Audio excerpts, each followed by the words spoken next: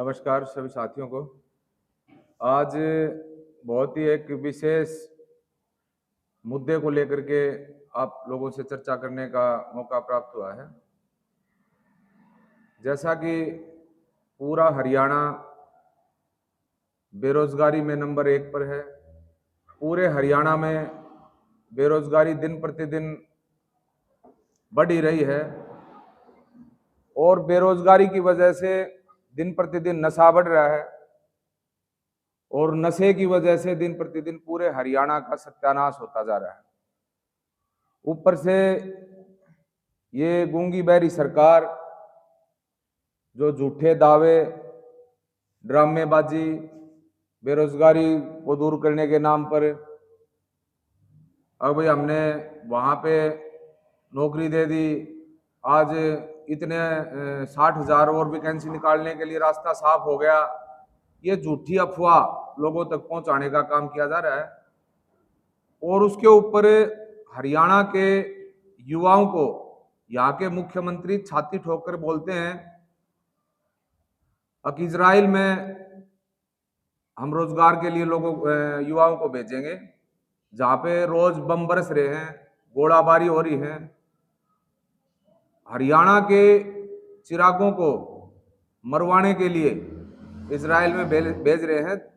इससे ये पता लगता है कि हरियाणा की जो सरकार है ये नाकाम और नागुजारा सरकार है।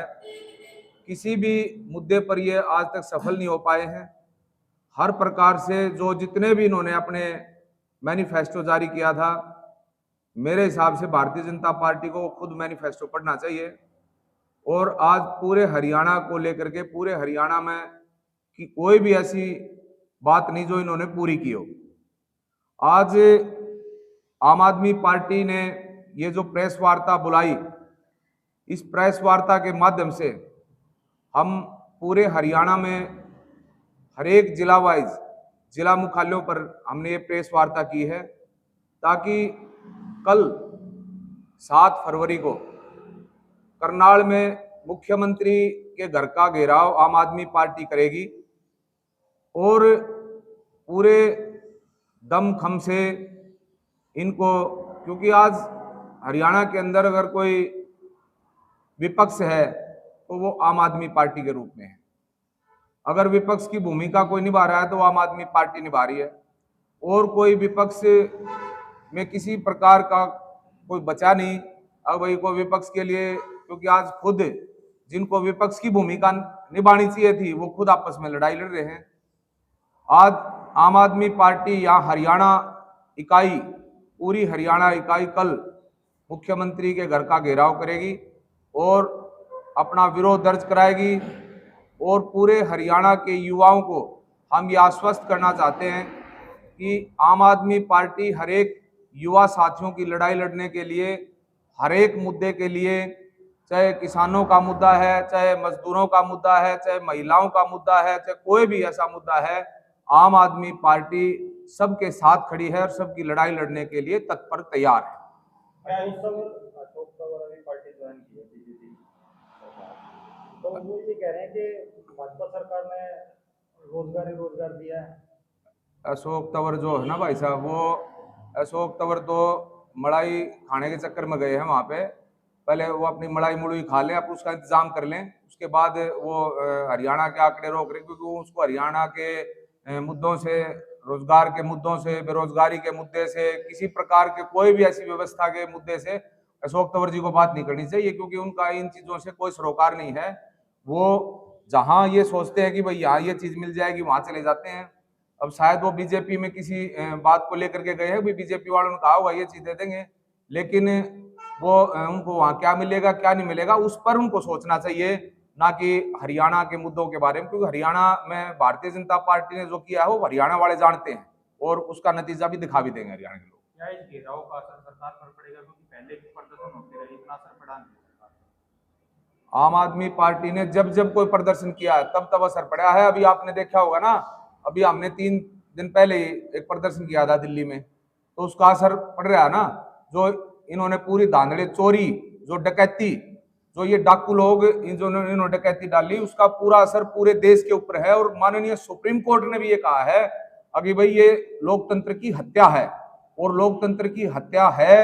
ये जो मुद्दा था किसने उठाया? आम आदमी पार्टी ने तो उठाया ना, क्योंकि एक और तो बाकी सब चुप ही बैठे हैं। जब आम आदमी पार्टी ने दिखाया कि चोरी कर रहे हैं, तो चोरी को दिखाना, चोरी को कोर्ट तक पहुंचाने का काम भी तो आम आदमी पार्टी ने किया है। तो आज भारतीय जनता पार्टी ने मुंह की खानी पड़ी है, जिसमें सुप्रीम कोर्ट ये कह रहा है कि भाई ये एक लोकतंत्र की हत्या है, और इसमें भारतीय जनता पार्टी को डूब मरना चाहिए, और यहाँ के मुख्यमंत्री को और इनको सोचना चाहिए कि इससे और खुलेआम चोरी डकैती क्या होगी। जनाब, अभी आपने कहा कि विपक्ष पूरी तरह से विफल है, यानी कांग्रेस पार्टी पर आप निशाना साधे, और इंडिया अलायंस में कहीं ना कहीं आम आदमी पार्टी है। तो ये नुरा किस्ती कहीं ना कहीं देखिए भाई साहब, जनता को गुमराह नहीं कर रहे, क्योंकि आप कह रहे हैं कि विपक्ष कहीं ना कहीं आम आदमी पार्टी है। सबको ये पता है कि कहीं ना कहीं 31 विधायक है वो कांग्रेस पार्टी की है। तो स्पष्ट करें कि इंडिया गठबंधन में जब आप लोग सरकार होगी, तो क्या उस कांग्रेस की कमियों को आप ढक देंगे? हमारे नेता ने स्पष्ट कर दिया है कि जो इंडिया गठबंधन है वो इन चोरों को भगाने के लिए है। ये जो भारतीय जनता पार्टी के डाकू इस देश के ऊपर बैठ के इनको भगाने के लिए है। हरियाणा का जो चुनाव है, विधानसभा का चुनाव है, अरविंद केजरीवाल ने मंच से बिल्कुल स्पष्ट तौर पर कहा है कि हम 90 की 90 विधानसभाओं पर अकेले लड़ेंगे, और 90 की 90 विधानसभाओं पर विपक्ष की भूमिका हम खुद निभा रहे हैं। यानी लोकसभा में हुड्डा अगर ईमानदार होंगे, तो अगर विधानसभा में देखा जाएगा तो हुड्डा चोर होंगे, आपका कहने का मतलब? देखिए, लोकसभा में हमारा हुड्डा से और किसी हरियाणा इकाई से हमारा कोई लेना देना नहीं है। हमारा लेना देना है कि भाई इन डाकुओं को भारतीय जनता पार्टी को कैसे भगाया जाए, उस चीज को हम देख रहे हैं। युवाओं की बात करें तो युवाओं की अगर बात करें तो दिल्ली में भी बेरोजगारी का स्तर लगातार बढ़ रहा है। अगर मैं शिक्षा की बात करूं तो आंकड़ों की बात करें तो 70% से ज्यादा शिक्षक वहां पर नहीं है। साइंस स्ट्रीम की बात करें तो 65% साइंस के टीचर्स नहीं है। जो शिक्षा और स्वास्थ्य को लेकर आप बात करते हैं, तो कहीं ना कहीं दिल्ली में भी वो कमियां हैं। देखिए भाई साहब, अगर पंजाब की बात करें तो पंजाब में भी वो कमियां लगातार कांग्रेस पार्टी आपकी उजागर करी, उसको किस तरह से देखते हैं? पंजाब की मैं बात करूं, पंजाब का शायद आपको तथाकथित अच्छे तरीके से ध्यान नहीं है, या आप अपने आंकड़ों से पता कर लीजिए, क्योंकि पंजाब के अंदर आज 1,82,000 बच्चों ने प्राइवेट से रजिस्ट्रेशन कटा करके और सरकारी स्कूलों में रजिस्ट्रेशन कराया है, जो अभी नया सेशन से शुरू हो जाएगा। ये आप अपना पता कर लीजिए। दूसरा, दिल्ली की आपने बात की है। दिल्ली पिछले 1.5 साल से, अगर पिछले 1.5 साल के आप आंकड़े उठा के देखेंगे, तो पिछले 1.5 साल पहले आम आदमी पार्टी, मनीष सिसोदिया जी जब अच्छे काम कर रहे थे, अच्छे तरीके से सारी चीजें दिल्ली के स्कूलों पे अच्छे काम हो रहे थे, बच्चे ठीक तरीके से, रोज ही खबरें आ रही थी कि आज दिल्ली के बच्चे उस देश में पहुंच गए, आज ट्रेनिंग लेने के लिए उस देश में पहुंच गए, दिल्ली के टीचर उस देश में पहुंच गए। लेकिन जब से इन लोगों ने दिल्ली के ऊपर कब्जा किया है, अध्यादेश भी लेके आए, एलजी का शासन भी इन्होंने लगाया, सारी चीजें उन्होंने लगाई, तब से दिल्ली की व्यवस्था, जो सचिव हैं, चाहे वो स्वास्थ्य सचिव हो, चाहे वो शिक्षा निदेशालय का सचिव हो, चाहे कोई भी हो, वो पूरी तरीके से भारतीय जनता पार्टी की उसमें काम कर रहे हैं वो लोग। और जब हमारे मंत्री जब उनको मीटिंगों में बुलाते हैं, तो मीटिंग तक सचिव पहुंच नहीं पाते हैं। ये पूरा देश देख रहा है इस चीज को। तो ये जो नूरा कुश्ती है, ये नूरा कुश्ती आम आदमी पार्टी कोई नूरा कुश्ती नहीं कर रही है। आम आदमी पार्टी तो सिर्फ लोगों को व्यवस्था देने की बात कर रही है, और व्यवस्था के लिए हम लड़ाई लड़ रहे हैं। चाहे वो आज दिल्ली में हमारी सरकार होते हुए भी हमारे को लड़ाई लड़नी पड़ रही है। आज दिल्ली में जिस तरीके की हालात इन लोगों ने वापस ला करके वहीं खड़े कर दिए हैं, तो आज इसके पूरे जिम्मेदार भारतीय जनता पार्टी, तो पूरा देश देख रहा है। अभी अध्यादेश लेकर के इन्होंने खुद कहा कि भी आज दिल्ली के शासन को एलजी चलाएगा, तो पूरे देश ने देखा है। तो 1.5 साल पहले सारी चीजें ठीक चल रही थी, इसीलिए तो मनीष सिसोदिया जी को इन्होंने अंदर करना पड़ा कि अगर ये ऐसे करते रहे तो देश में तो आम आदमी पार्टी छा जाएगी। इन्होंने मनीष सिसोदिया जी को अंदर किया, और हमारे सत्येंद्र जैन जी को अंदर किया। तो लेकिन ये आवाजें, ये काम दबा नहीं सकते। धीरे धीरे देश के सामने सारी चीजें उजागर हो रही है। अभी चोरी सामने आई है, डकैती सामने आई है, सारी चीजें और सामने आएंगी। बेरोजगारी को लेकर आप सीएम आवास का घेराव कर रहे हैं, क्या युवा भी इसमें शामिल होंगे जो बेरोजगार है, या सिर्फ आम आदमी पार्टी? पूरे हरियाणा में हर कोई, हर एक के लिए हमने ये लड़ाई लड़ रहे हैं, हर एक युवा के लिए लड़ाई लड़ रहे हैं।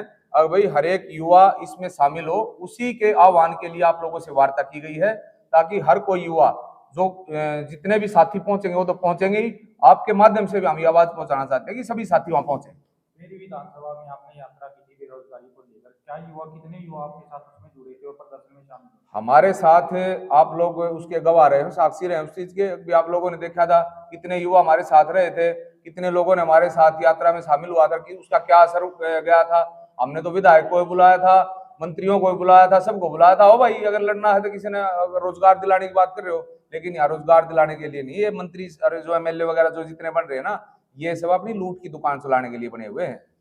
केजरीवाल को 5 लगातार नोटिस आ चुके हैं जनाब, और लगातार इग्नोर हो रहा है, तो क्या लगता है कि अरविंद केजरीवाल की भी गिरफ्तारी हो सकती है?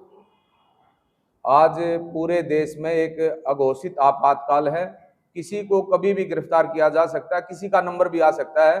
क्योंकि आज जिस तरीके से देश में जो बीजेपी की जय बोलेगा वो ईडी से सब बचा रहेगा, इन एजेंसियों से बचा रहेगा। जो बीजेपी के तरफ चला जाएगा, उसने चाहे डकैती कर रखी हो, मर्डर कर रखे हो, कुछ भी कर रखा हो, उसके सब माफ है। बीजेपी के मंत्री नेता है, सांसद है, राष्ट्रीय सचिव है, मंत्री नेता है, वो ये कहते हैं कि हमने पूरे हरियाणा में एक साथ विकास कार्य किया है।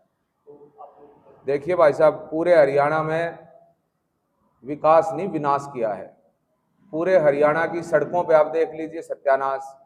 पूरे किसी भी तरफ चले जाइए, जो रोड पहले बने हुए थे, जिस तरीके से भी जो व्यवस्था थी, वो उनका सत्यानाश है। जो ग्रामीण अंचल के रोड है उनका सत्यानाश है। सिर्फ रोड जो चल रहे हैं वो टोल टैक्सों से रोड चलाए जा रहे हैं, टोल टैक्सों से अवैध वसूली करके, और लोगों को जो पैसा, एक तो टैक्स का पैसा इस्तेमाल करके, फिर ऊपर से लोगों से अवैध वसूली करके जो रोड दिए जाते हैं, वो सरकार नहीं दे रही है, वो अवैध वसूली करके दिए जाते हैं।